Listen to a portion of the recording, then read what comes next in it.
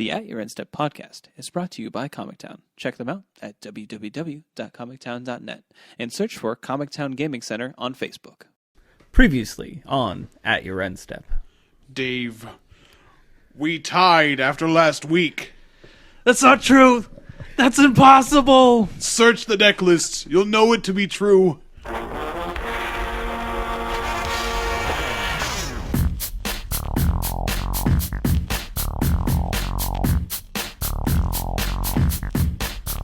Hello, and welcome to At Your End Step. My name is Morgan, and I'm here with Dave. Hey. And Mike. Really? That's how you're going to introduce me? Oh, how would I? Oh, I'm sorry. That was awesome. My apologies. We have another fun-filled episode for you guys today, but of course, we got to settle a score. As our little intro may have informed you, there's been a tie, as we kind of called it last week, that this would probably happen. That's why we kind of set up a backup plan, just in case. And as we do with every going to turn segment, the tiebreaker is the random card from Gatherer argument, basically, where we pull a random card from Gatherer and try to make it relevant for... Is it... now, we go back and forth on this, it feels like, but is it standard? Specifically standard? Like if the card were in standard. Yeah, if the card were in standard, how would it be? So, current standard right now, and you have to make a case for it. So, I'm going to pull up Gatherer here, and sometimes we roll some duds here on the random card Gatherer, but let's go ahead.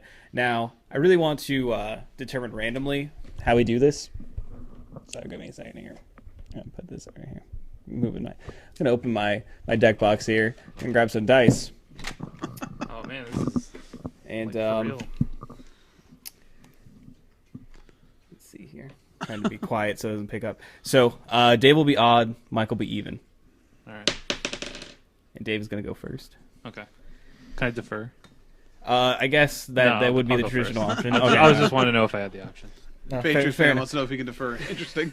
Fair enough. So I'm going to pull up the random card here.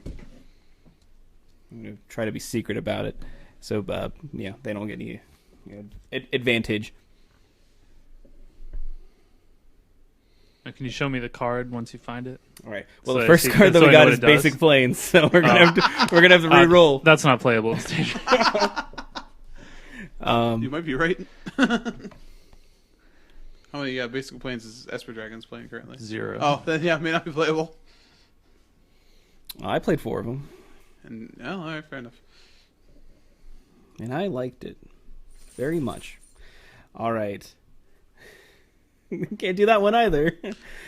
This is riveting. This might all get cut out in post. Oh, okay. Actually, okay, fine. This is great. This is perfect. It's actually a really good card. So Dave, please, for our listeners' consideration, make memory lapse. Make an argument for memory lapse being playable. You should say what the card does. So memory lapse is 1 in a blue for an instant counter target spell. If that spell is countered this way, put on top of its owner's library instead of into that player's graveyard. So it's a counter spell kind of mixed with a time ebb. Is that the one that Yes, puts it on? that's it. Yeah. Sort of, kind of. Yeah, this is a good card. It's somewhat comparatively to what we have. Okay, now you just give him time. So, Too all much. right. Yeah, you also have time. So, go. All right, so Memory Lapse is kind of like the OG Remand. This is like what combo decks played before. Unfortunately, in Standard, we don't really have any combo decks. So, I guess it would kind of go into like an Esper Mentor style deck. It's something that wants to be aggressive, but also wants to counter a few things. All right. And Mike. I see 2 possible places for this. One, there is a combo deck, and there's definitely a blue-green ramp deck that would be absolutely happy to have a really cheap counterspell to Memory Lapse opposing counterspells to resolve Ugins or Ulamogs. Additionally, though, we could actually see a real tempo deck if this is in play. Like, oh, I have this like Mantis Rider I'm going to try and kill you with. Here's cheap counter magic to make sure it stays alive. So I think the tempo is also a possibility. Man, none of you brought up the inherent synergy this card has with Ingest, man. Counter spell, and then you swing it with their Benthic Infiltrator, man. It's all right. It's okay. Yeah, but then I have to play Benthic Infiltrator. Yeah, but you can also play like Nope. something else, anything else. But anyway, I'm gonna have to say that Mike had a clearly better structured argument. So You said the same thing that I said. You said there It's wasn't a combo basically- deck that would play it. I said there was. What combo deck? What? I mean, the ramp deck's combo deck. That's what it is. That's all it is. Yeah, the ramp deck is a combo deck. Is mean, is Escape an Shot's a aggro combo deck. deck. Is a It's- control deck. I mean, Oh, it's all yeah, the same thing whatever. at that point, I guess. all right, doesn't matter. Peace and love and rock and roll, man. I won. We've Deal declared with it. Mike the victor. How could you let the dark Congratulations. side win? I don't know, man. It's got to be. Wait. To quote another movie, because good is dumb. Wait, so now you're calling me dumb? Like, No, just good. wow. Just good. Because there's always got to be a sequel. So this is just the empire to The search for more money. yeah to the return of the going to turn segment. Anyway, The return going to turns returns. yes. Return of the going. Yoda style. Just like the time extension. Yeah. Anyway, so we do have some community topics to discuss a little bit, and then we'll talk about. Obviously, we all went to GP Pittsburgh, so we have some some words to say about that, I'm sure. And then there was another GP and an Open that happened over the weekend, and then we'll kind of keep it short and sweet. Maybe go to the wrap up after that. So let's go ahead and talk about some community stuff. So Clash of Wills is going to be our February promo. Looks pretty sweet. Got Jace apparently countering some evil Eldrazi spell, making their minds like puzzles and taking pieces away. Yeah, the art is sweet, and it is a spawn of Kozilek if you pay attention to the art. So that's sort of interesting as it leads into Oath. That being said, I don't know. They keep printing cards that are like, I mean, this is standard playable, so that's nice at least. But like, there's no reason to play it in any other format where you have like Condescend or Syncopate, so it will disappear very quickly. So that makes me sad. I wish they would print at least more relevant ones. Like I liked Roast. It's nice. Yeah. Anticipate is sweet if that's going to be sort of an evergreen sort of card, anyways. Yeah, that's true too. But I don't know. Art. I feel like they wasted insane art on an average card. Yeah, I feel like a lot of the Evident promos are like that though, but it makes them really cool to see. So what are you gonna do? It's fine. I mean, when you look back though at Evident promos and like some of the sweet ones that got made that were like eternal playable, it hurts your heart. You're like, oh, I want that one though. You guys got some cool Evident promos and. So did we recently. I mean, we had like that sweet 2-month span where we had Serum Vision's Path to Exile. Yeah, It's not allowed to have value though, apparently. it's true. I mean, so what like uncommon that's in standard would you want to see that hasn't already been? Yeah, I mean, asking that question off the top of my head, guess that's I don't true. know what I could tell you. I would have picked something like a Silumgar Scorn if I was going to the counterspell, because I feel like that's the kind of card that has a chance to see other playable formats. It's a good casual card, whereas Clash of Wills is like, again, not even a good casual Yeah. card when there's so many better versions of the card. So I mean, I don't know what the right answer to that is. Right. Just Yeah. somebody grumpy in peace, man. What do you, A good one actually is Dispel. this spell would have theoretically. been insane. Oh my god. Yeah. Well, I was saying it just more of like a conversational thing, like because I don't know myself. I can't Yeah, think you of know, anything. and it's fair. Like I don't know, I don't have a list set up, but I do feel like whenever I see a card like that, you know what I mean? Like this is Pilgrimage is the one right before it, right? Yeah, it goes this in, is Pilgrimage is the January one, Yeah. and the one coming up in December is Anticipate. and then this is Pilgrimage one. I think is sweet because again, that has like casual format appeal. Like people will want to play that card, and it has sweetness art on it, and it's like them. It's like, oh, cool, here's a sweet Jace art, but it's not on something I want to play. Yeah. And I mean, like, Roast is another good one for them to do because, that sees play in, like, Splinter Twin and stuff like that. So it's a good choice. I know that I now have to pick up promo Roasts because Yeah, I don't want this to feel like I'm complaining just because it's not like eternal playable, but I feel like even like I said, like the Pilgrimage or something else that even has casual appeal. But like when literally you're like counter X, like it's like so you're telling me in a format where I could play Syncopate, Condescend, Power Sync, you know what I mean? Like all these other cards, like I'm gonna play this Clash of Wills, like it's like it seems like a waste. Yeah. But, oh well. Become Immense would have actually been another one. Oh yeah, that'd be. Oh my That god, one actually would have been sweet Yep, too. you win. Yeah. Treasure Cruise. Oh yeah, Treasure Cruise. But I mean, I like, know it's banned everywhere, but yeah, it's man, kind of banned. That makes it really So- uncomfortable. How meta could they make the Treasure Cruise art and just make it like a Titanic reference? Like sunk all these formats. All right. So Another thing that happened. We'll talk more about the competitive aspects of Pittsburgh later, but there's definitely some community unrest due to GP Pittsburgh. First and foremost, it was capped at 2,500 people, and it hit cap the day after we recorded the podcast, and the world it melted apparently. Like it imploded, and people were quite upset that a Magic event was attended to maximum capacity. Now, I mean, comparatively speaking, when you look at historically speaking, how many have attended GP Pittsburgh previously, and the current the last previous GPs in America, how they were attended, it was low. It wasn't 2,500 people, but apparently people really like Pittsburgh and playing Modern, so they hit the cap, and they ended up opening up approximately 179 more spots on Friday for people to register. Now, the awkward issue with this is that on Saturday, they had special events that were for people that were not able to register, and it was a special sealed and a special Modern event from what I understand and what I could observe. And these special events also took up space more than the on top of the already over-capped attendance.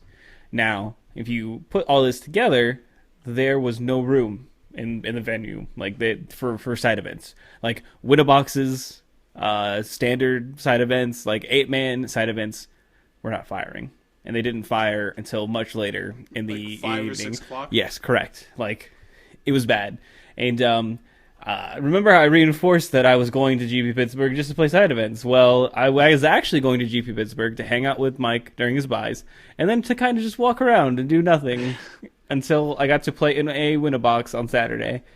And I did win that box, so... You did get me food, though. I appreciated that. Yeah, You got us food. both food. That was great. Yeah. Did that as well. Not what I was really planning on doing during GP Pittsburgh.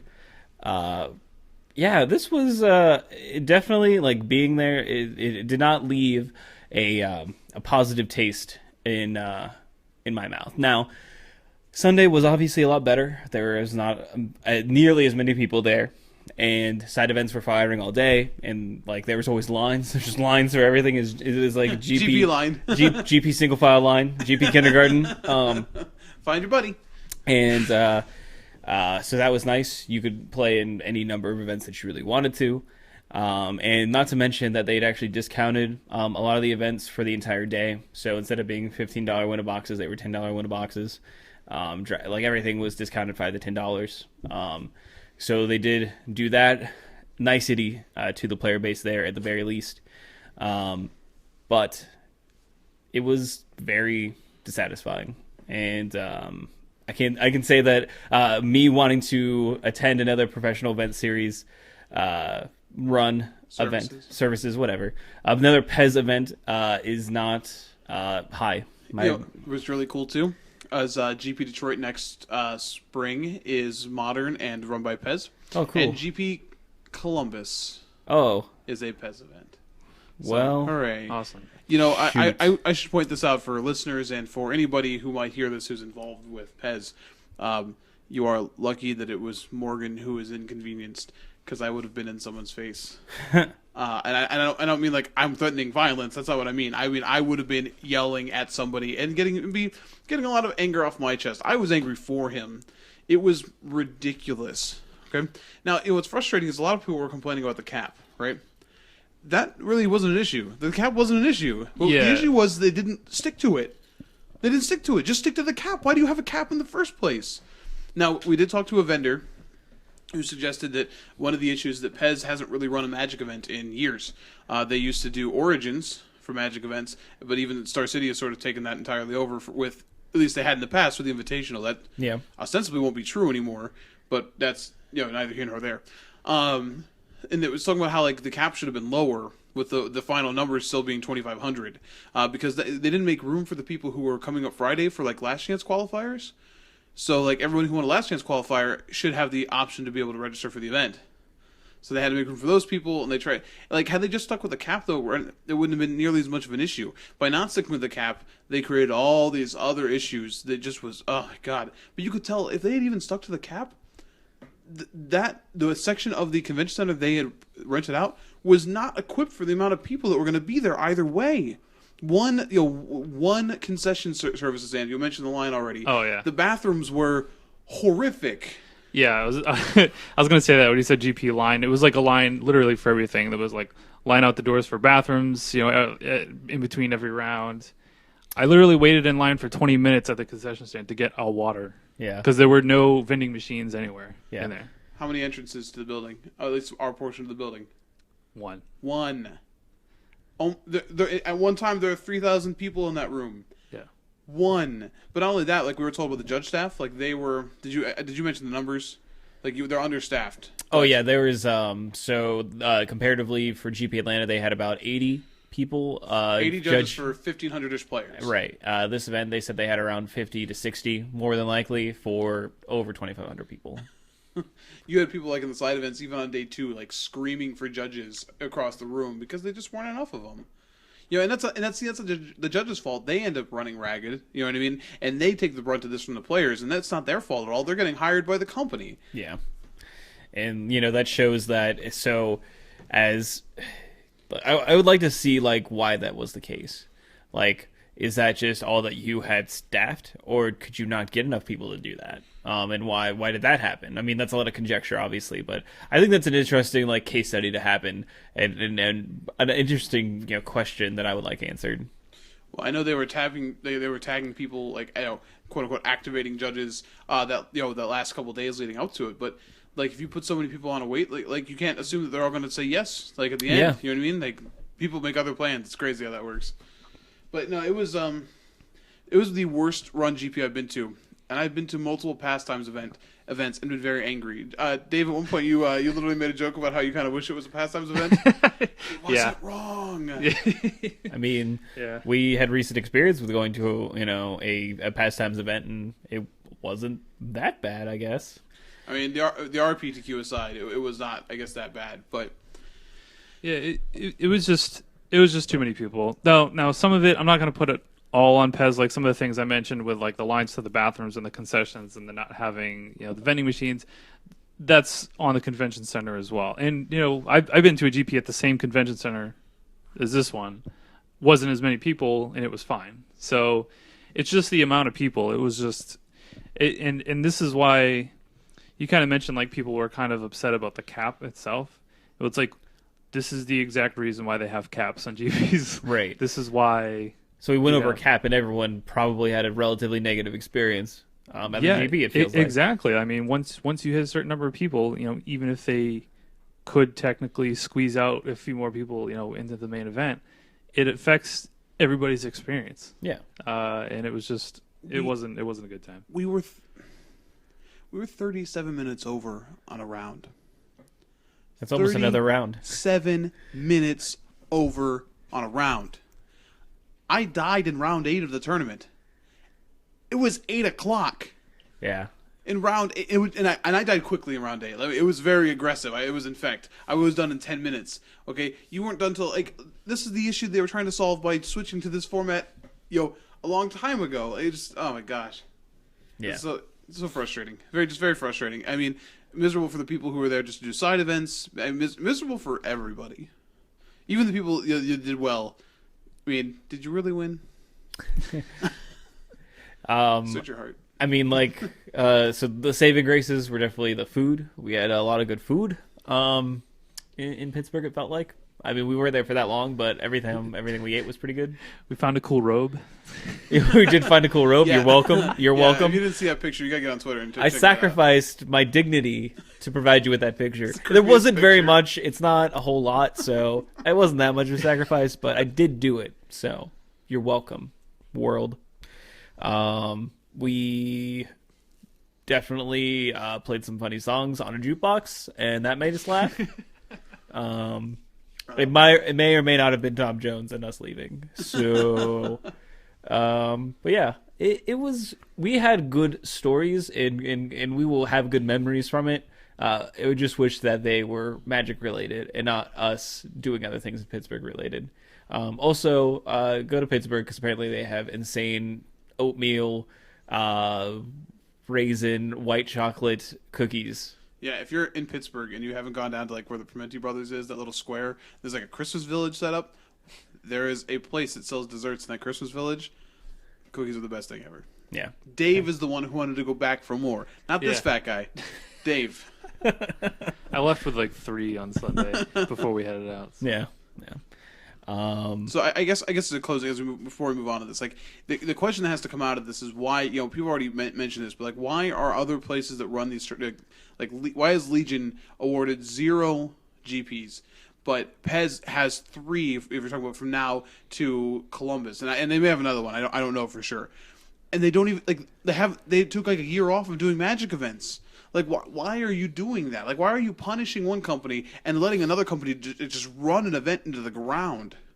Like, it doesn't make sense. Like, you can just sit there and, like, twiddle your thumbs, Wizards, and be happy about it. Like, oh, well, it turned out in the end we ran a tournament. Yeah, well, you made a lot of people really mad. Yeah.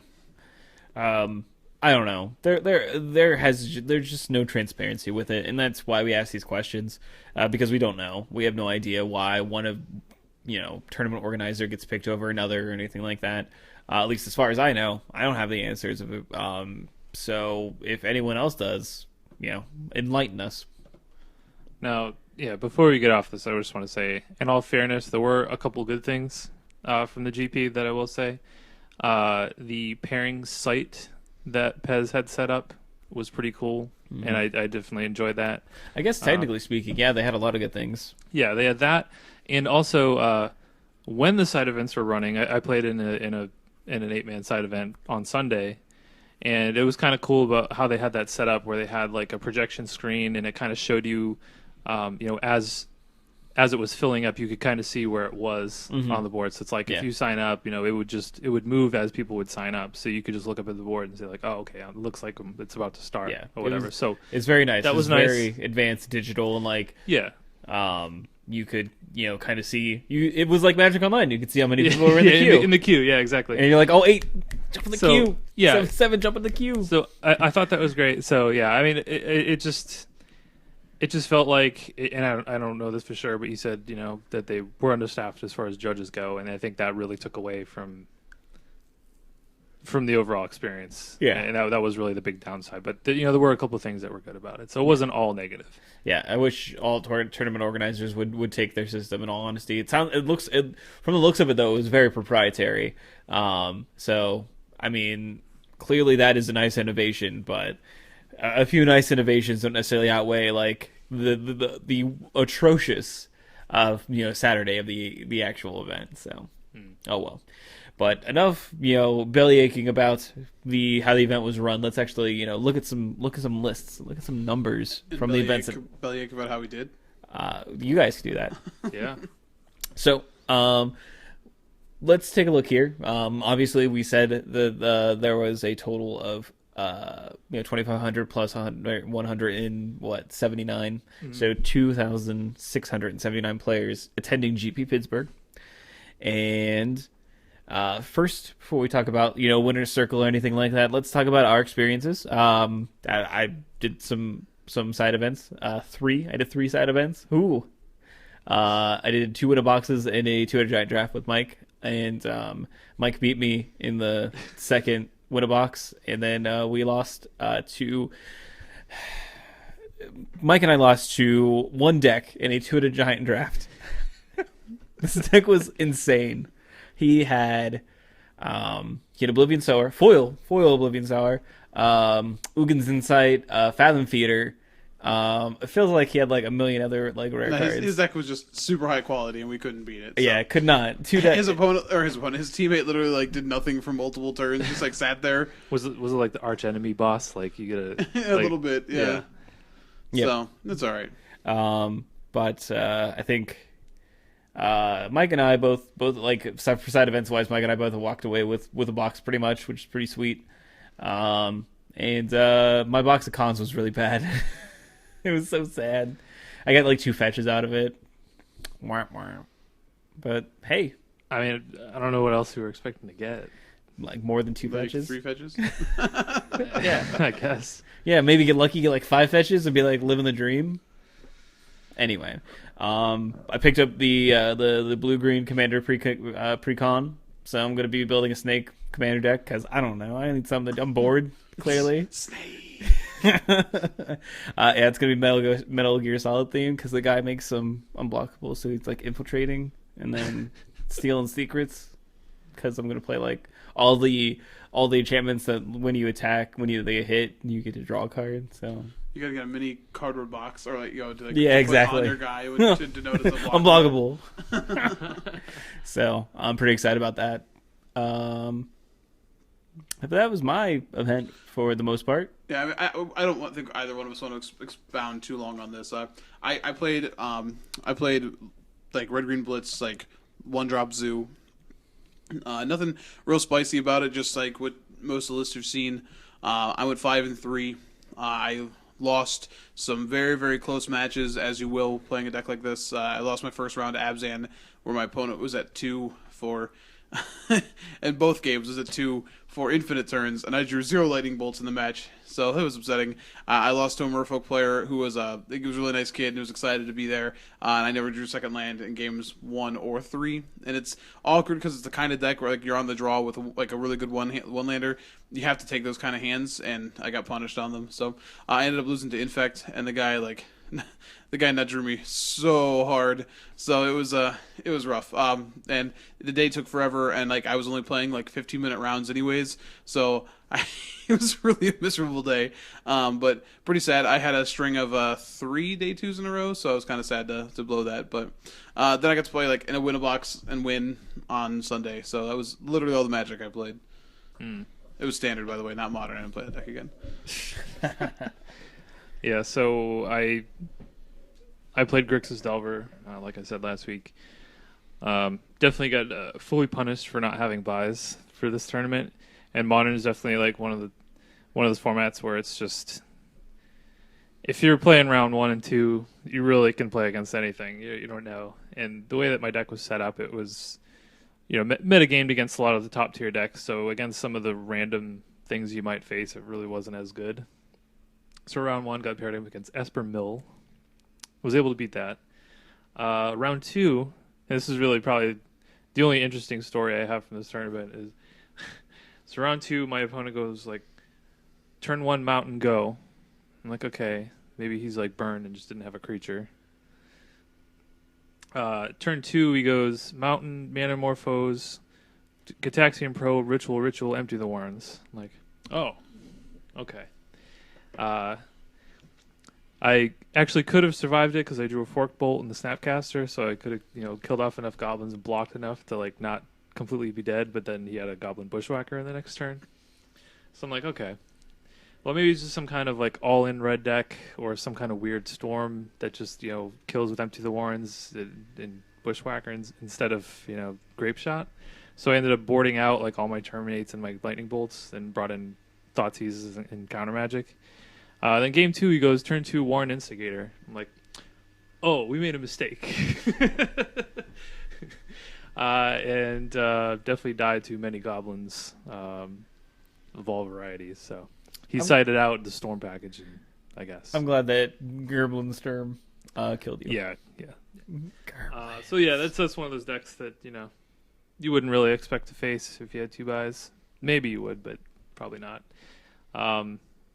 Who's suspecting that at all? No, I don't know.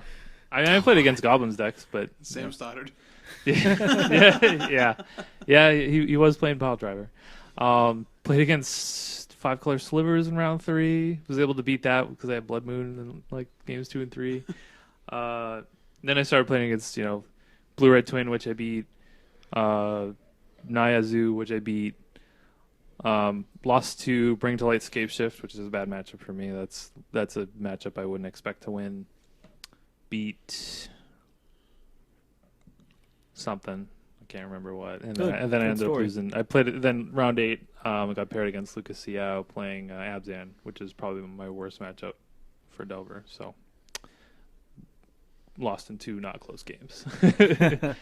So I was out. Played in a a win-a-box side event on Sunday. Ended up playing against Ali Antrazi in the finals. It was kind of cool because we didn't even discuss the split. It was just understood that we're playing for this box. And he was playing the blue green ramp deck, and it was just a really interesting match. And I was able to take it down, so I was happy with that. And I actually cracked a pretty sweet box of Battle for Zendikar. So Yeah. Ended the weekend on a positive note. But yeah, the main event didn't go so well. Yeah, and that is pretty much all of our stories from GP Pittsburgh. Let's go ahead and look at the winner's circle. So the whole entire thing was won by. They were saying his name differently than how I'm going to say it, but I feel like it should be Alex Bianchi. Yeah, I think that's correct. It should be, but they were not saying that at the tournament. Did you guys ever They notice said it in that? the finals. I went back and watched the finals, the final Right. match. But like at the actual tournament when they were announcing like top 8, they're like Alex Bianchi yeah, whatever. or something. Yeah. It was so annoying. I was like, I think his name's Bianchi, but all right, that's fine. But he's playing Jeskai Twin, which I believe that we brought up last week. Yeah.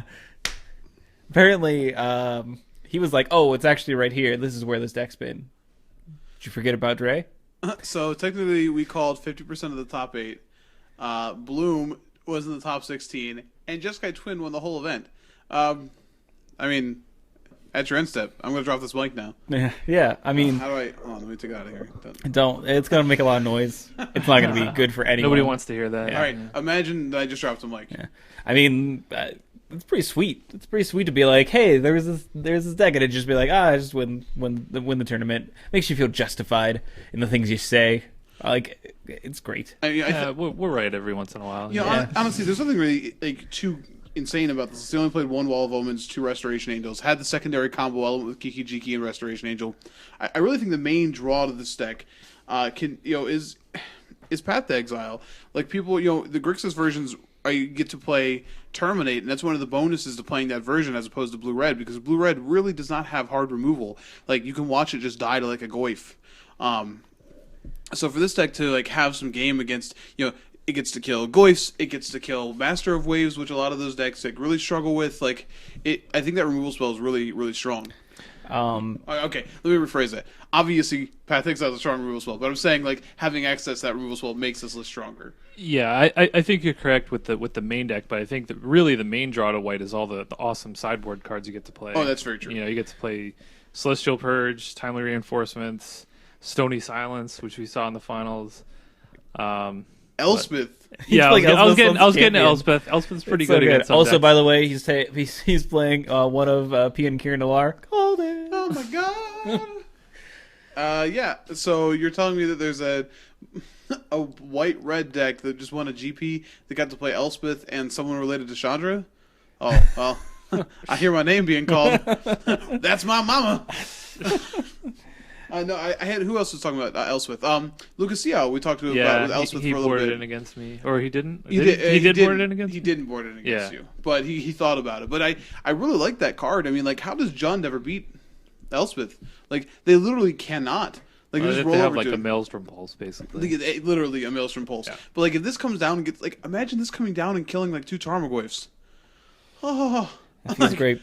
Oh man, but just picking it up, it's just very. It just seemed like a really, really, everyone's been looking for that sideboard, silver bullet. Is it Keranos? Is it Jace? Elspeth seems like a strong contender. It is pretty good.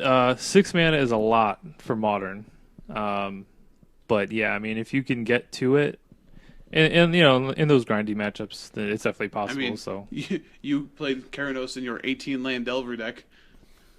I have in the past. I didn't play it in this tournament. No, but, yeah. well, obviously not. But I'm saying That's true. the idea is it's so grindy you're going to get there. Yeah, you'll get there eventually. Yeah. So.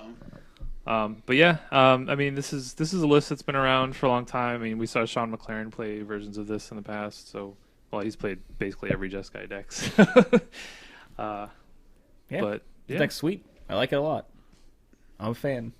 this wasn't the only list playing P and Kieran Nalar in the top 8. Nope. I want to point out one more card in that list. You mentioned the cyber cards. Wear Tear is also insane. Yeah. You got to see that card do some sweet work, but in the mirror, that card can actually kill Splinter Twin and Spellskite. It can do both. It's just sorry, it's already targeting the Spellskite, and that's not an enchantment, so, boo, boo, boo. Can't redirect. Eat it. So yeah, there was also I assume the Grixis control list is what you're referring to, playing one of P and Kieran Alar as well. Yep. So Corey Burkhart Mm-hmm. playing Grixis Control, finished in the top 8, and it's not too much different than what we've seen, with the control decks. A couple of things with this, it is playing the full 4 Jaces and full 4 Snapcasters, which sometimes you see people playing like only 2 or 3 Snapcasters and 4 Jace. Also playing full 4 Kolaghan's Command, which typically you see like maybe 2 or 3 of those. So I just went all out with that. Yeah, it's like it's a value machine. Yeah. But yeah, I mean, other than those numbers, it's pretty much the same thing. He did go hard on the land destruction in the sideboard as well, playing full 4 Fulmin Intermage and also a Molten Rain, I believe. Yes, yeah, 1 Molten Rain. And definitely, for these Grixis decks, the big mana decks are an issue. Talking about Tron and Amulet, so Yeah, it's not surprising. Once you get to the point where when he's already playing 4 commands, like once you get to the point where you're like, play a full Moon Rage, destroy a land, Kolaghan's Command, make you discard, get back, my full Moon Mage you, like tap this Jace, or flashback with Kolaghan's Command, get back this full Moon Mage. Like at that point, like they just are so far behind, and you've just been like accumulating value. So if you had like a Snapcaster to attack with, you're putting pressure on. So I think some of the sideboard cards here are interesting, and a card that was around a couple different decks was Glenalendra, seeing a little bit of a resurgence here, and another really sweet card with Kolaghan's Command, like lets you just counter so many spells. Yep. Yeah, Glenalendra Archmage is definitely Cube All-Star. Very underrated, I feel like, in Cube, but it's just like anytime somebody plays that against me, it's just unbeatable. But yeah, for a lot of the same reasons why it's good in Cube, it's good in Modern as well, just because there are a lot of spells you want to counter. Exactly. It turns out Negate on stake still pretty good. Yeah. And also they could play Tribute to Hunger. It was with trying to get a way to gain a little bit of life, and something that you can flash back over and over again. So I like seeing some innovative way to try and get a little bit of life gained into this list, because that is the one thing here is that it can have a really strong hand against burn, but it is also the kind of deck that doesn't close fast enough sometimes to not let that happen. So I like seeing a couple cards just sort of pointed at like, okay, we need to gain some life every now and then. Yeah, it gives you an out to cards like Geist of Saint Trapt as well. It's important to note that here too. So it's only target opponent. I have seen Devour Flesh as well, because you can sack your own Tasigur, which is adorable and cute. But they chose over Vampiric Link, so I think that's interesting too. Which is something you normally see sometimes with Tasigur. But yeah, so cool sideboard cards again. Mm-hmm. We also have a couple affinity lists here showing up in the top 8. Which is Robert Cucinato is how you say it? Yeah, so yeah, he if you don't know who this is, he's another Midwest grinder. He is the person who had the original Grixis Dragons list that inspired the list that I've been working on and won states with. He's had a couple really good runs, so this wasn't that surprising for me to see him sort of go all the way up there. And he was the top seed going into the top 8 as well. So hilariously, so the Jeskai Twin deck was running 1 Stony Silence. And he lost to that 1 Stony Silence. So then there's a picture now on Facebook of him today eating a foil Stony Silence. Ritualistic sacrifice. Oh, yeah. Nice. And the other affinity list was piloted by Aaron Webster. He's the one who made it all the way to the finals. Yeah. Nothing really too crazy going on with these lists. I mean, if you've seen one affinity list, you've seen pretty much all of them. Yeah. Sometimes you'll see some variation on the sideboard, but there's nothing too crazy going on here. Had a couple blue-red twin lists, just straight blue-red. Yep. Again, with those, nothing too crazy. There was one of them was running main deck Keranos, which was kind of wacky, but that wacky Keranos. Yeah. Let me pull that up here. Sorry. Yep, main deck Keranos. Yeah, Benjamin Nikolish. Yeah. Yeah. Yeah. So main deck Keranos, I wouldn't do it, but I would suggest it, but Keranos is sweet, but there are a lot of matchups where it's just not that great. Last 2 lists we have are pretty sweet. I guess we'll start with Craig Wesco playing You'll never guess what Yeah. he was playing. Brimaz in Modern. Of course. Turns out Uh, he is still likes to cast white weenie creatures, regardless of the format. yeah. Yeah. So yeah, he's playing a green-white hate bears essentially, with all the common cards you would expect to see: Voice of Resurgence, Leonin Arbiter, Scavenging Ooze, Loxodon Smiter, All the Aether classics. Sensor. Oh yeah, yeah, yeah. Really, as he described it, the most fair deck possible. So yeah, I mean, the man he likes what he likes, and he just keeps churning out results with white creatures. I mean, you've had a couple cards here. Obviously, like Thalia is very, very good, but like Leonin Arbiter, you saw like I know was doing great work for him all day. There was a couple scenarios that were related back to me from, like you said, like against Brad Nelson. he essentially got him stuck on like 3 lands because he had like a land and 2 fetch lands and couldn't like actually get a land to turn off the fetching to be able to search. So much of the format is so dependent on that like Leonin Arbiter can really mess up shaky draws. So and then it just keeps attacking. Like, oh cool. So Can I just point out on the sideboard the full playset of Stony Silence? I wonder if it has a bad Like, matchup against Affinity. Yeah, that's like just hate not Affinity hardcore right there. I like the one choke too. Just like put the hands on Oh, the throats, yeah. man. The whole sideboard is just Hate. haterade. Hate. That's all it is. Well, I mean that's what these Hate. colors do, especially white. But yeah, just everything. Core Firewalker, Gaddock Teague, Sigarda, Spell oh, Sky, baby. Burrington Forge Center. Oh man, yeah, just everything. So yeah, I mean this is just a 30 creature deck with 4 Aether Vials and 4 Path and some lands. So if you're into that kind of thing, then You can do it. Go If for that's it. what you're into. Yeah. That's what you're into. Not what I would play, but And then last we have what? Thean Wen's list. yeah, this is like the most crazy deck. I Yeah, guess, this in the top 8. this is playing some sweet cards. It's Titan Scapeshift. Now this card is playing This a deck. card. Yeah, excuse me. This deck is playing a card from Dragons of Tarkir that you might find shocking. Yeah, that's it. That's a bit clickbaity, but You won't believe. yeah, exactly. But you actually won't. You really won't. It's playing Commune with Lava. If you don't know what Commune with Lava does, I don't blame you.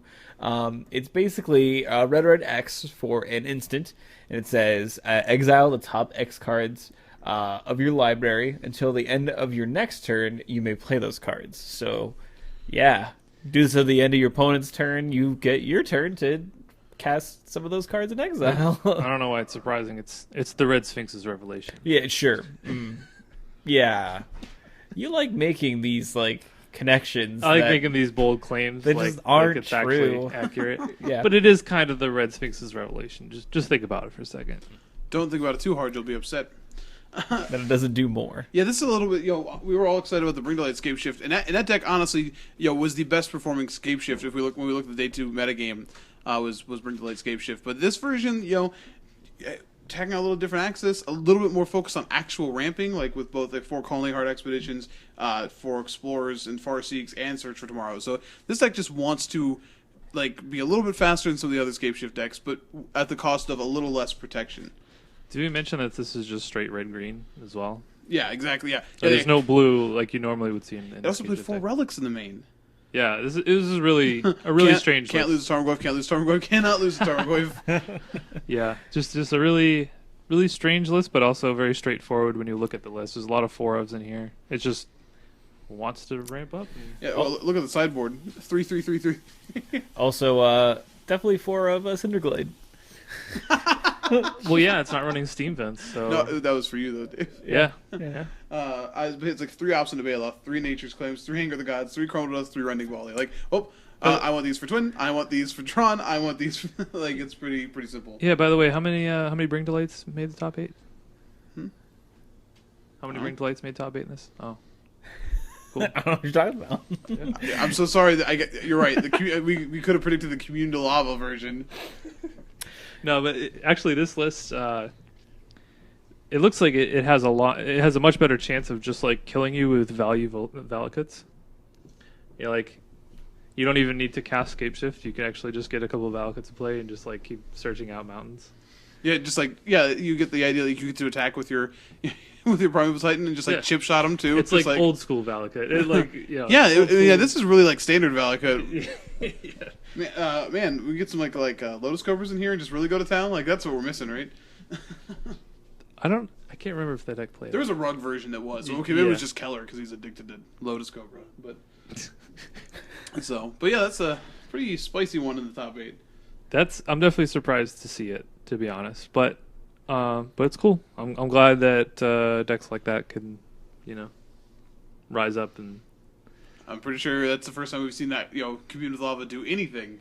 So in standard or modern, or legacy or anything. It literally draft. You did it, Commune of Lava. Congratulations, you made it. In the big show. Now we also have some, notable hits just outside top 8. So we have Mike Sigrist at 9th. Oh, sadness, despair, anguish. He was playing Amulet Bloom though, so no, I don't feel bad for you. We don't feel as bad. And then we also have another abusive combo deck showing up at 10th with Living End. I don't know. I feel like that's like the most fair, quote unquote, combo deck. I suppose. What? I don't understand. I feel like Twins is the most fair. I don't think Living End is like abusive. It's fine. It's okay. It's thing. Sure. I mean, so Living End, if it were the number 1 combo deck, like if it was the most fair combo deck and like people played it all the time, then like none of the Zoo decks could ever exist ever. Yeah. So. Also, if it shuts off a portion of the format, that is probably not the most fair combo deck. I'm just saying, I wouldn't call it abusive. Did we say it was abusive? I said abusive.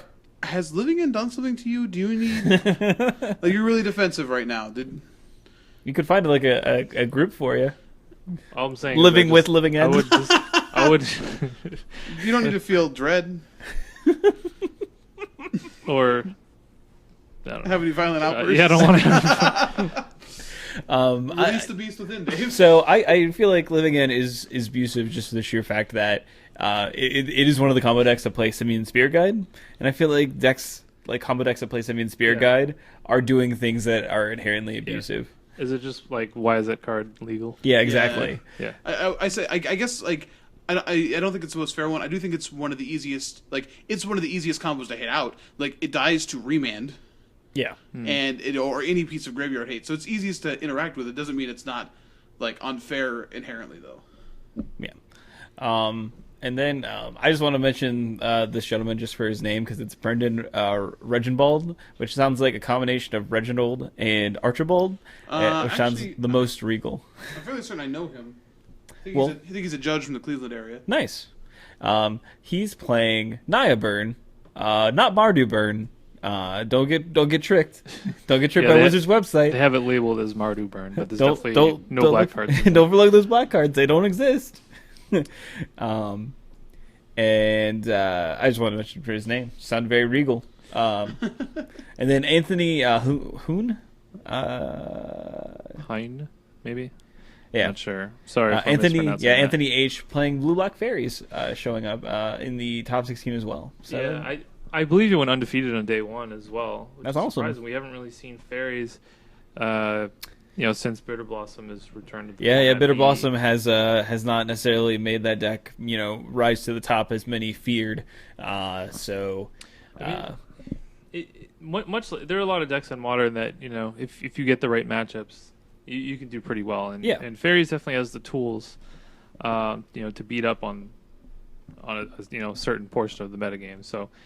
It's still out there. I don't think it's tier 1 or anything like that, but it's kind of cool to see it pop up. And, a lot of people have a lot of fond memories of playing Fairies back in the day.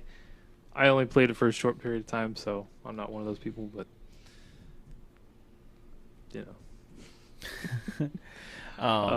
was there anything else? I mean, maybe an Elf Zoo, some more twin decks.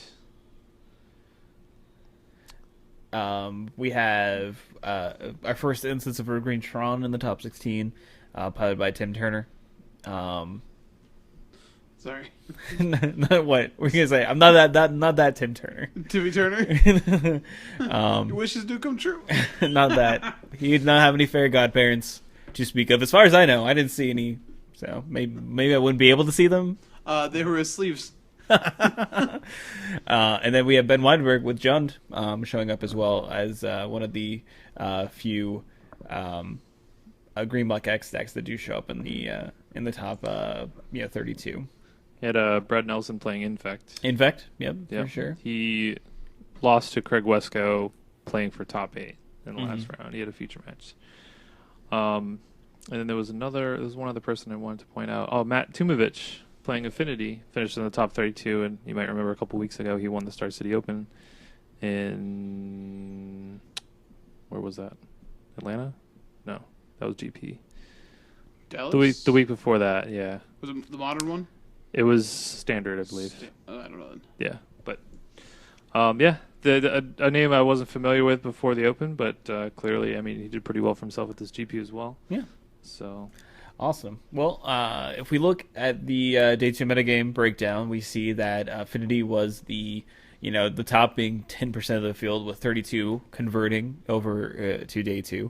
Then we also have Jund and then Blue Red Twin following up with Jund being 27 decks or 8.8% in the Day 2, and then Blue Red Twin being 23 decks and having a total percentage of 7.5 into Day 2. yeah, it's really, I mean, it really was wide open. Oh yeah, as far as the number of decks. I mean, when the top deck was only 10% only of the 10%. field, that's pretty good. Now, I mean, I personally like it when there's a ton of different decks that you could play. Now, a lot of people don't like that aspect of Modern about how you really can't predict what you're going to play against, and there are a lot of matchups that are so lopsided. You know what I mean? Like you just have to try to dodge, which can be frustrating at times. So I understand that. But. So there are definitely some of these deck names that I want to know what deck they were playing. So there's definitely a deck called Blood Dragon. What are you doing? I have no idea what that is. Is that like Blood Diamond? Like there's Leonardo DiCaprio. There's a white blue aggro deck that apparently made Day 2.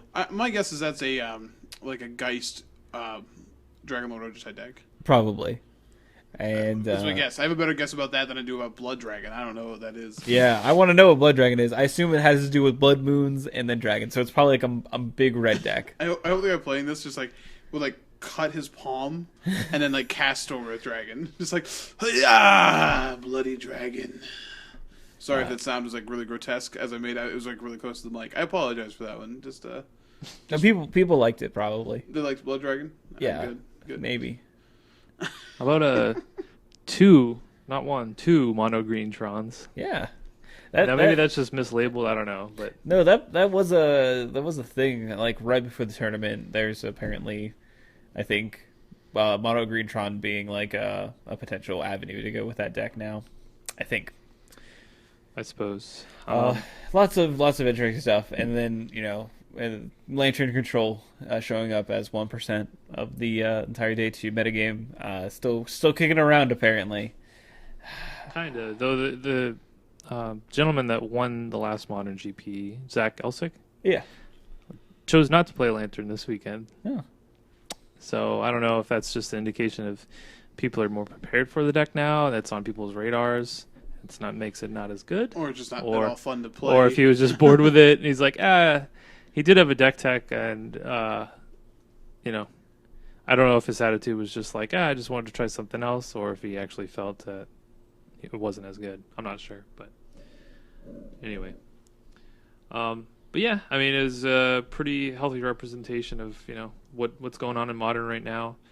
We'll talk about the GP Kobe metagame, which is much different as far as the top deck and the percentage. Do we want to move over to that now? Oh yeah, for sure. So GP Kobe was held in Japan, obviously, and it had a total of 2,572 players. So there's a couple of very, very well attended GPs over the weekend. Do they obviously, have to fix the cap? I don't I don't actually know. It was won by Takuma Morofuji, playing Otarka Red, and he defeated a interesting black-white splash blue Warriors deck, piloted by Shota Takao, and yeah, that's you know. Oh no, excuse me. Joso. Shota Takao was playing Esper midrange. My apologies. Joso was playing this crazy black-white, mainly black-white, and then he had blue for sideboard cards. Warriors deck. So he was making some Warriors come out and play. He definitely had it. Nice. Yeah. I know we've made that joke before on this podcast. I don't care. Definitely had 2 Wasteland Stranglers as well. Yeah. He made his resurgence in Japan. Watch out. Strangler's going to get you. He's been spotted in Japan. He had Mardu Strike Leader. He had 4 of them. Yeah. This deck is interesting. It's important to point out he definitely had 3 Stasis Snare and 4 Silk Wrap. So if you're wondering what enables the Wasteland Strangler, that's what it is. There's another Strangler on the sideboard too. So just when you think it's like a horror movie, just when you think you've outrun the killer, there's the Strangler out of the board. Yeah, in Starcraft we kind of skimmed over the winners list. There's basically a stock Atarka Red list. There's really nothing. It won the tournament. I mean, it did win the tournament. It's been a while since it's been able to break through and do that. So. Yeah, but there's nothing crazy going on with it. It's basically just a standard. Just list. Looking at this, I'm actually, I didn't watch the match, so I don't know, but I am kind of surprised. Like I feel like that deck's fast, but this deck seems like it could probably race it fairly well. So. I could have to see Valor's stance is probably terrible against that deck, and you have to do game 1 might be a little, but it just seems like they're both doing the same thing. But the deck the deck that plays Goblin tokens on turn 2, and this deck that plays 2 more 1-drops on turn 2, feels like one of those presents a faster clock. But maybe it's just the Tarkus command is so disgusting. I mean, it's possible he was able to just kind of combo him off with the Become Immense. It's also true. His removal is pretty clunky. It looks like.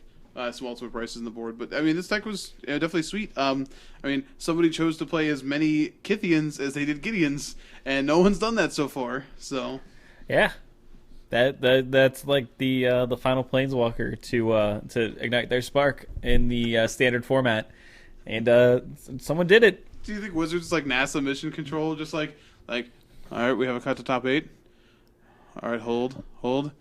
We have a Kithian in the top 8. I repeat, we have a Kithian in the top 8. Just the room just goes bananas. We did it. All 5 of them have respectively top 8'd high-level tournaments. Congratulations. Now, I mean, obviously, Gideon's older self had already done this, but it's nice to see his younger self be able to live that glory. He's like making the Anakin sound, like, yeah, yippee. But yeah, I mean, it kind of shows you when we kind of obviously there's still a lot of the same in the top 8 in the metagame breakdown even we see a lot of the same lists, but kind of shows you that you can still build in interesting ways and be rewarded. And we've said that over and over again with some of these events with these weird decks that show up. So, and I mean, in honesty, in the side events, I played a weird deck too. So, and I still had a lot of fun with it. This will be interesting. It'll be interesting to see if anyone does anything with this. I think a lot of the things that have kind of come out have been flashes in the pan, but for this to make it to the finals, I think that'll probably get some more eyes on it. I think definitely anytime you have a tribal deck doing well, it appeals to a large amount of people. People like playing tribal warriors, so I could see people picking it up. It's something to be aware of. But I'll be honest, some variant of this has already been an FNM deck. I think that's where this deck has mostly stayed at that level. So I am interested in a couple of the other decks in the top 8, though. So if we want to talk about Shota Takao. Yeah. Okay. So he's playing Esper Mentor, which you may go, that's a modern deck. You're right, and he's essentially ported it as best as possible to standard. If you are familiar, there's a modern deck that revolves around playing Thought Seizes and Inquisitions and Monastery Mentors, and the idea is to try and play as many cantrips and as many discard effects as possible to sort of swarm the board and keep your mentor alive. And now we look at this deck that's running 4 Duress and 2 Despise, and a couple of Valorous stances, and 4 Jace, 4 Secret of the Way, 4 Monastery Mentor, 2 Dragonlord Ujitai. So you're seeing another deck that's sort of just all in on protecting this and playing protect the queen, and Swarm. Yeah, I mean this. I didn't really know how to classify this, but yeah, I think you kind of nailed it there. Like it's not Esper control, it's not Esper tokens. It's kind of somewhere in the middle on like what it's trying to do. So, yeah, I mean it's definitely an interesting list. Playing Despise, Yeah. it's a card we haven't seen played too much. I see it here and there, but So, Dave, you started playing Esper Dragons. I did. Yeah, I picked up that deck and was pretty happy with it. One of the most enjoyable interactions in Esper Dragons or any deck with Black and Jace is Duress, flip my Jace, Duress. Right? It's a sweet play. And you're playing it in the main, the Esper Dragons deck is, and this deck I think is really all about that. Like, you can just wreck someone's hand and then stick these threats. And Standard is the kind of format right now where the removal spells are not that robust. Like, you could just draw the wrong one. Like, okay, well, kill my Monastery Mentor, and it's like, oh, well, okay, well, I drew this, like, Wild Slash, and it's like, oh, well, I'll just play this, like, Valorous Dance, you know what I mean, like, in response. Or it's like, oh, your threat is Dragonlord Ojutai. Well, I drew this Fiery Impulse, so I wish you wouldn't have duressed away my Crackling Doom, but you did. So that's upsetting. The other sweet lines, you like you have Jace too, so you can like tick up your Jace targeting your Monastery Mentor, so they can't be Crackling Doomed. But I like this where this deck sort of sits. Obviously, it also has 4 Gideons and a Sorin as well, and gets to play 4 Shambling Vents. So like it gets to do all the powerful things that the black and white combinations get to do, plus Jace. But I do like this. It sits in a weird little section of the metagame, so I like this deck a lot. Yeah, and we kind of mentioned Esper Dragons there. There were two different Esper Dragons lists in this top 8 as well, I believe. We had Akio Chiba playing it. Now, a lot of the lists, especially that we saw at GP Brussels, were playing 2 Dragonlord Silumgars in the main instead of kind of what we saw in the past with Silumgar the Drifting Death. Now, this list here is playing Silumgar the Drifting Death in the main, and I believe 0 Dragonlords, Dragonlord Silumgars anywhere in the 75. So that is kind of interesting. I disagree with it, but the man top 8'd, so Yeah. I don't know what to say on that one. Yeah. And one other thing I wanted to point out is that the main deck 2 Painful Truths, which isn't really something that we've seen, at least I haven't seen in Esper Dragons. The other list was played by none other than Shuei Nakamura, which I believe this is probably the 75th GP time. Yeah, whatever. Just infinite. At this point. He was playing a list that was much closer to kind of the European list that we've seen played. Differences being he's playing an Obnix list in the main, and he's playing Silk Wrap's main deck over the Ultimate Prices, which were played in the other list. He's also playing 1 Painful Truths as well, which honestly that might be something I want to try out. I mean, obviously it's probably not something you want to draw when you're playing against a Tarka Red, but it does seem like a pretty sweet one-of to have, and especially with the ability to flash it back with Jace, seems really good. So. Yeah, it's the cool kind of card where if you feel like you're being pressured early, you can just discard it to Jace, and then once you have control, then you're like, okay, now I feel safe to flash this back. So yeah, Silk Grab I think is interesting. It is a little bit more awkward when you do have Jace because you are shutting off an avenue to removal spells. But again, it is a better catch-all in those early turns when you're trying to stabilize. Because we talked about this a little bit.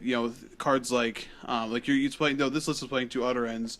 Shuhei's list is, but like none of the complete disregards. Like, so you definitely have draws where like a Hangarack Walker can be a real issue, and Ultimate Price just like sort of stares at it like, well, wish I could kill this. Yeah, it has definite upside against Hangerback Walker or things like Mantis Rider or Anafenza, the foremost. So I can get behind Silk Wrap in the main. I mean, Ultimate Price kind of feels like a necessary evil, but not necessarily like even really that great in the format. It's pretty good against a Tarka Red and something that you need, but Silk Wrap is kind of a nice stand-in there as well. So I don't know, but yeah, I mean, personally playing, I mean, I picked up the deck and then played it in the side event that I won, and it just felt really good. So it was really the first time I've gotten to play with Dragonlord Ojutai. Which How's like it- I'm really a how's it little feel? late. I'm a little late to the party, but yeah, it feels real good. We go back to the tape from about April, but Yeah. I was like, trust me, it's a magical thing. Yeah. I will say I haven't got to attack with Ojutai and have Jason on the board at the same time. Yeah. And I feel like I'm missing out currently. Yeah, So it was nice. It was nice. So yeah, that's definitely that's a deck that I'm gonna probably continue to play going forward, unless the metagame just really shifts and makes it really bad again, like where it was at the Pro Tour. I mean, and to be fair, you do have a Tarkared winning this GP, so something to be aware of. Yeah, but that could also go the other way though, where like people would be like, "Oh, okay, a Tarkared, we still have to pack the hate, so we're gonna push it back down a little bit, suppress that." And to that point, like we have like Abzans on the top 8 as well, so but if you have Pavel Matusek, I don't know if it's a silent K or not. Yeah, this list. But this is interesting because this is actually like very, very similar to what you played against playing Ali Andrazi, which is this blue-green ramp deck, playing Kioras, playing Dig Through Time now. So like now they're starting to get a little bit of selection. One of the lists we saw that was one of the winners for like getting buys, like the last chance qualifier winners, had Drowner of Hope, limited All-Star, and intro deck rare, and Andrazi casts that against you in a game that he won. Yeah. It comes into play. It makes 2 Scions, and you can sack Scions to tap a creature. So like you're seeing these decks sort of expand a little bit. And one of the nice things though is that Esper Dragon sort of annihilates these decks. Like we talked about how like these decks could get popular, and people love playing these ramp decks. And like when you're the guy who's just sitting back with hard counters and having very few relevant permanents for Ulamog to even matter, you're like, okay, you got lands. I got 30 more. So, it's nice to see that you have like as long as this deck stays popular, then Dragon still has a chance to be a player in the metagame. Yeah, you mentioned that it was similar to what Ali Andrazi was playing. Now he was playing. He actually had Jace in his deck, and he definitely flashed back a Part the Water Wheel after I had made him discard it earlier with a duress. So. The list that top 8 in Japan is not playing Jace, so that's kind of something that you could play, and it kind of makes sense to play it. I mean, there are some kind of spicy ones that you could flash back, like Nissa's Pilgrimage and things like that. So, or Renewal, or Nissa's Renewal life again. Yeah. So, or even just Dig Through Time. I mean, that's always good too. So, the list definitely it was interesting to play against. I'm not sure if it's tier 1, but if you're into that rampy kind of style of deck, I think this is a nice alternative to playing something like the mono green or the green red versions that we've seen.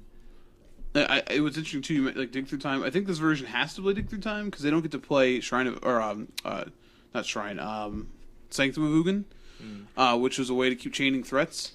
And they're not playing Hammerback Walker either to trigger them, so it makes sense not to play them. But I do feel like watching Andrazi play against you, and like you ripped his hand apart, and then it was just him running off the top. And yeah, he has some gross draws in the deck, but the deck is pretty, it's pretty big still at that point. So I think you need those Dig Through Times to make sure you have threats. Yeah, one thing Ali was saying after our match, and he said he's written about this. I believe he writes for TCG. Yeah, he wrote an article yesterday. Okay. Monday the 23rd. Yeah, so if you want some more detailed information on the deck, definitely go check out his article. I mean, I've only played against it one time. Right. So. But one of the things he mentioned was that this version is more threat dense because the Part the Water Wheel is also win condition, as much as a time walk. So plays more threats than your standard ramp deck, which is nice. So. Yeah, I think it's sweet. I like it. I like the cut of its jib. I think like a good thing to even take a look at right now is the day 2 metagame breakdown because there's some funny things here. So we have Abzan aggro being a large majority of the day 2 metagame with a total of 103 players making it to day 2 while playing the deck, which is a 35% of the day 2 metagame. And then we have Esper Dragons after that with comparatively a small 31 players, playing it to a day 2. But I think the third one's pretty funny. Other. That doesn't add up to 100% though. It's only 10. I don't understand. So the other lists are the lists that could be, categorized in the, other generalized, deck lists. Like Esper and other Esper? Wouldn't that just be in the other list? I don't know how you're doing this, Wizards. Can you also, like, other Ramp and other Abzan are also listed here? What? Can you point out, I just want to point out that Esper Mentor deck that's top aided, and I don't know if they're the same decks, but according to this metagame breakdown, there were 7 Esper Mentor lists on day 2. Wow. Must be... So I don't know if it was a team or... I will say I have seen Monastery Mentor pop up in a lot of Japanese lists. They really like that card. Chapin was championing it as a way out of the slower Esper decks to in post board to try and win games. Mm-hmm. So, I mean, if you like that card, and I like that card, maybe this is a way to play it. So, but yeah, I don't know. There's so many others on here. I'm not quite sure. Maybe the others are a conglomeration of the others listed here. I don't know, man. This one looks like Jeskai, but like 5-color Jeskai. I don't know. Other. Okay. Other. This one looks like Abzan, but it has I don't know what the other. Well, I don't think you. No, other. I'm like, okay, I guess. Yeah. I think the main thing we want to take out of this is that Abzan was 35% of the day 2, which is absurd. Yeah. And turns out that's still a really good deck. It was definitely pretty funny too, and they posted. They always link to like the last chance grinders. What won, and if you look at it, I don't know how many lists there were. It was probably like maybe 12 to 16, and like the first, like 80% of them were just Abzan. It was just Abzan. As you go down, and then there was like, a Talker Red at the end, or like like there were 2 other decks at the end, but it was just like 80 to 90% Abzan that won those. That's like, I mean, I guess it's a good format to play Esper Dragons in, I guess. Yeah. Hey, we have at least one other sweet list we should mention. And Dave, you pointed out specifically, it's in the 9 through 16 list. Mm-hmm. 9 through 16 is actually more of the same a lot. There's a lot of Abzan. There's a couple of the tokens decks. There's a couple of Jeskai Black, which, seeing Jeskai Black back in the top 16, maybe gives hope for people still playing that deck. You should play that deck. Deck's bad. It's not good right now. But Kaiyin Wang playing Dark Teamer with 3 Kiora, the Master of the Depths, and 3 Sargon Unbroken. Finally, this guy climbs on top of the mountain. He's like, guys, my head's been clear for so long. Why haven't you called me? Like, I'm not crazy anymore. I promise. I went over the lampshade on my head. Call me. Just call me on over. Yeah, this list is pretty sweet. It's got the Deathmist Raptor, Den Protector, Rattleclaw Mystic, which trio has not Megamorph has sort of fallen off the map, and Deathmist Raptor doesn't seem play at all. So it's interesting to see this card back again. When everything's in the air, Deathmist Raptor's not as good. Yeah. Also, this list is running 4 Kolaghan's Command, which is really not something we've seen in Standard. I guess we did see it in Modern. I feel like that's a card that's more played in Modern, and still you don't see decks playing 4 of them there. But yeah, this list is playing that. Also, 2 main deck Exert Influence, which is a card that I know, Mike, you liked a lot at the beginning of the format. I mean, honestly, if Abzan's like that much the day 2 metagame, every one of their threats are worth taking. So the card's probably still just great. It's just the decks that running them haven't done as well.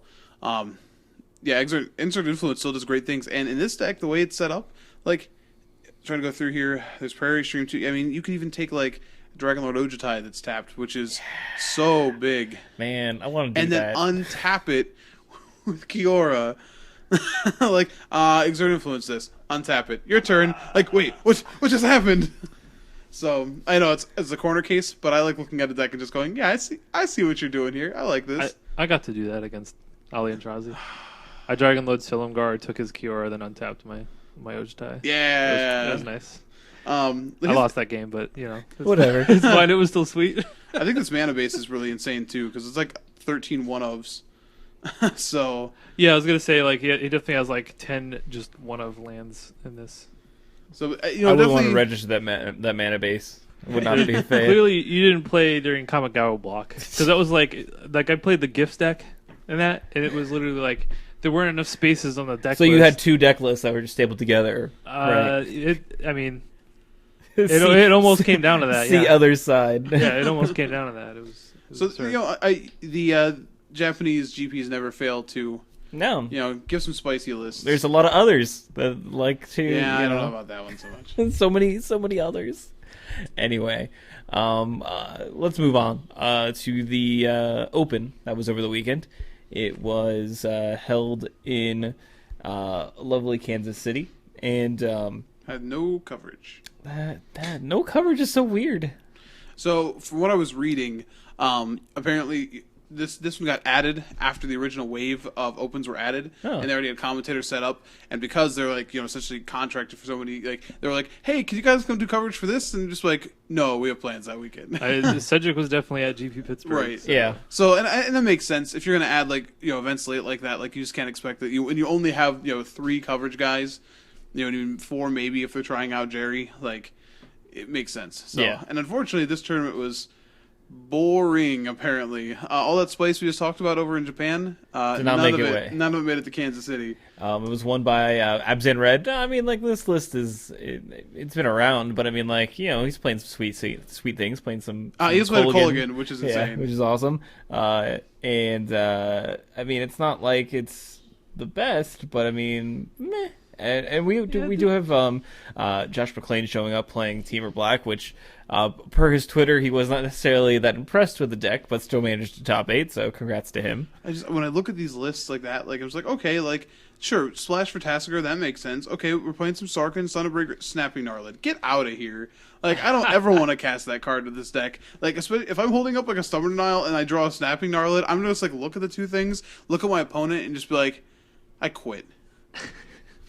Like, You win. I guess like cool. You can have your Snapping Gnarlid and hold a fetch up. Like, oh, I got to make sure I hold my fetch up so I can cast my Stubborn Denial, so I can't attack for And I don't know. That card just seems so underwhelming in this deck. Now, not to jump back to the Abzan Red list, but I do want to point out that Hollowed Moonlight is in his sideboard and has kind of been picking up notoriety as being played in other Abzan lists to combat the rally decks, which it certainly does.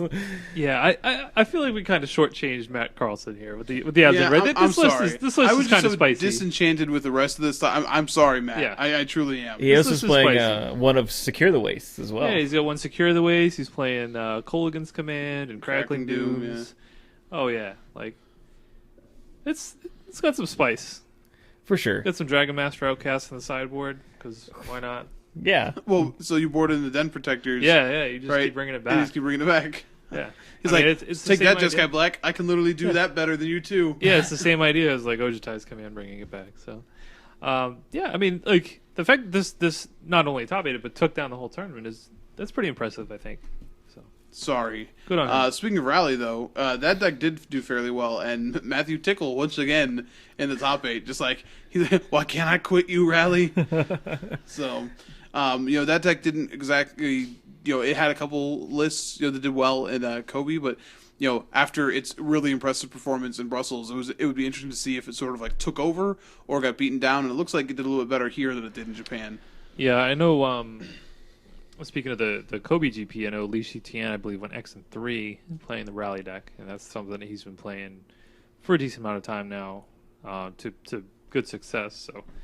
So, it was around. Now, Matthew Tickle's list is a little bit different than what we've seen.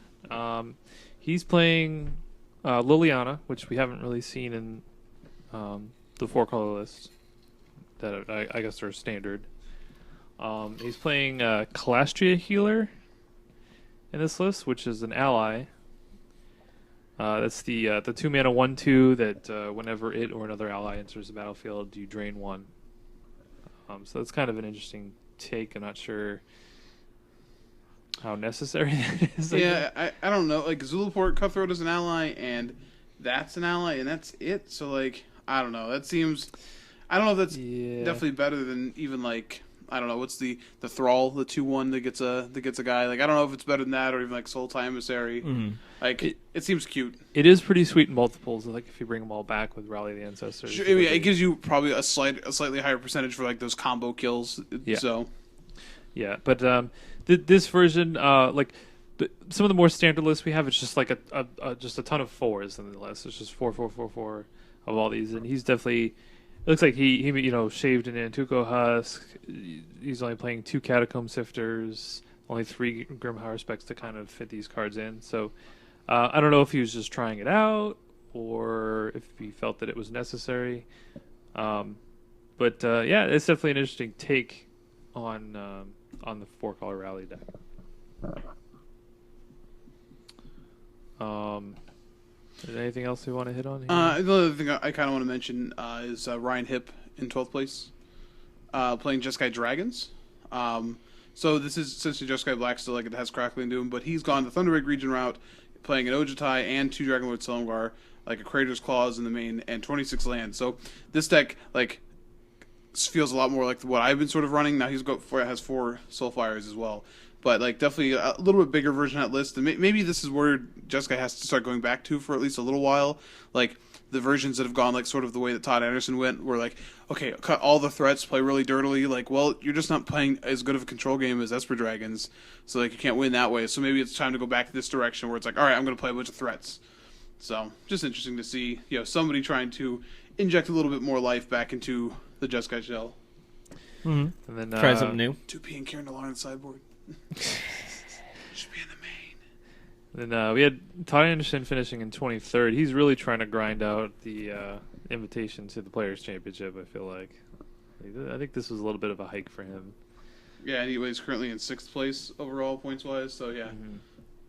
And yeah, he's still on Jeskai Black, still without Mantis Riders. He's doing that exact grindy thing I mentioned. And just like, I feel like it's just not the format for it anymore. Like, he is obviously plays a deck better than pretty much anyone else is right now. And if he's playing the deck better than pretty much anyone else, and he's like finishing 23rd, you know what I mean? Like, instead of like top 8, where he was like, oh, I hate this deck, but I top 8 with it. Like, Yeah. I don't know. I just don't know if the format's as friendly to that deck as it was a couple weeks ago. The deck I want to play is really bad against it, so don't play it. It's a trap. Anyway. But yeah, I mean, it was kind of a lackluster open, but you'll have those sometimes. Especially without coverage. Yeah, exactly. Not that, coverage would necessarily make this one any better or worse, but whatever. Well, you never know what's hiding outside of top 32. Yeah, I guess that's true. With no, like, day 2 actual, like, metagame breakdown or actual, like, coverage of any way. It's hard to tell. So. Yeah, when you just get a deck list, it's just like, oh, okay, well, this is just what happened. All right, fair enough. There's no other points of interest to really look at or anything like that, so I guess that's true. Now, before we go into the wrap-up, this week is for our international listeners. This is Thanksgiving week in America. It's where we, take time and give thanks for the things that we have and have had throughout the year. So, guys, is there anything in particular you'd like to give thanks about in regards to Magic as a whole? I'm thankful I'm not in Pittsburgh anymore. That's good. The city was fine, but the tournament hall, not so much. That counts. What about you, Mike? Man, what am I? I'm thankful for... I don't know. Can I just, like, say things and be really mean? Just like, I'm thankful for my sweet metal and pro points. Yeah, no, that's fine. You did a lot of good things this year with in regards to your magical career. So no, those are perfectly acceptable answers.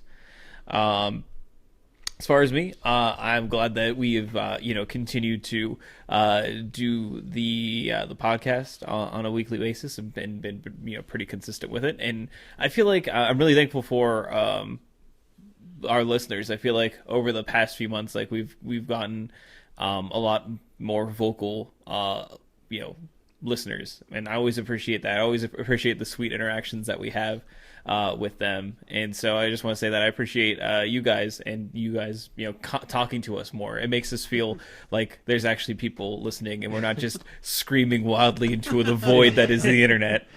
Yeah, definitely. I can get behind that. I mean, like, it's been cool, interacting with people on Twitter and at tournaments and stuff like that. So definitely continue to do that. Ask us questions if you have them. Call us out on things if we missed. Don't care. Which they did, such as Waste last week. For the record, Waste does not have a basic land type. So some of the things we were conjecturing are not possible currently. So yeah, we got called on it. There's also a number of people who think they think I'm very funny, and I need that because these guys in the cast don't laugh enough. They They don't feed it. We're just used to it, so we don't feed your ego. We know what happens. Yeah, that's. I mean, as long as it's before midnight, it's okay. Honestly, we interact with some really cool people. Despite the GP itself, I got to talk to and interact with some really cool people this weekend. Gave some cards out. If you're listening for the first time, it's awesome. If I played you this weekend and you're listening for the first time, that's also awesome. One of the guys I played on Saturday definitely had they messed up his flight, and they're like, "Oh, we can get you in there at 8:00," and he's like, "No." So he had to take a rental car, and he had this huge trek to get there. And I was like, "Oh well, if you want to listen to this podcast," he's like, "Yeah, sure." So it was a really nice guy, and I hope your travel home was better than your travel there. Yeah. So it's always cool. I agree with that. Morgan, whenever we come to this sentimental stuff, Morgan always comes through and just makes us sound awful. So not the podcast, like us as individuals. Yeah. Oh, I've also been making you guys sound awful on the podcast too. Sorry. Yeah. But no, that's cool. I think we should do a mailbag episode at some point. People would have to email us stuff. Yeah. I mean, we would need to get enough people to respond. Or tweet at us. Yeah, but I mean that's a great idea as long as people do it. Hint. Yeah, if you guys want it, make it happen. You're the people out there that can do it. I don't know if they actually want it. I'm just saying it'd be cool to do because we haven't done one of those. Well, they have to want it. If they don't want it, they're not asking any questions. Well, they're gonna take it and like it. Wow. All right. That's aggressive. So aggressive. Well, there's no better segue than to wrapping it up. No kidding. Good Lord. All right. Anyway, so over the week. Stop it. Legitimately stop. Over the weekend, there's going to be an Open in New Jersey hosted by Star City Games. It is going to be Legacy. Also, GPs are done for the time being. Obviously, the holidays happening. It's very hard for them to plan stuff. So GP Oakland will be the triumphant return of the GPs. In 2016, January 8th through the 10th. So that's weird. This is true of the PPQ system too.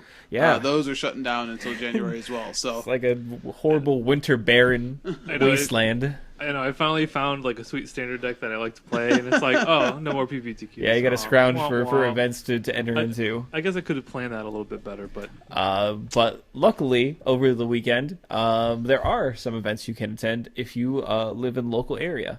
Comic Town is hosting a SCG IQ on Sunday the 29th, and it's going to be an event that starts at 10 a.m. And it's going to be a $30 entry.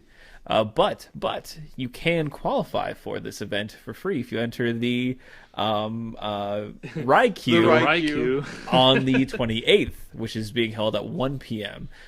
So on that Saturday, and it's only $10 to enter. So your $10 can turn a profit of $20 and getting you free entry into the IQ the next day. Both events prizes. Are standard as well. Plus other prizes. Yes. And plus other prizes. So. I hopefully will be attending both events since I found a standard deck that I think is really a lot of fun. So I'm pretty excited to be able to play over this long weekend, and it'll be a good time, I think. So, but of course, this kind of brings us to an end of our episode. If you want, please do follow us on Twitter. We are at @YourEndStep. So you say it at your end step. It's quite clever. I got it.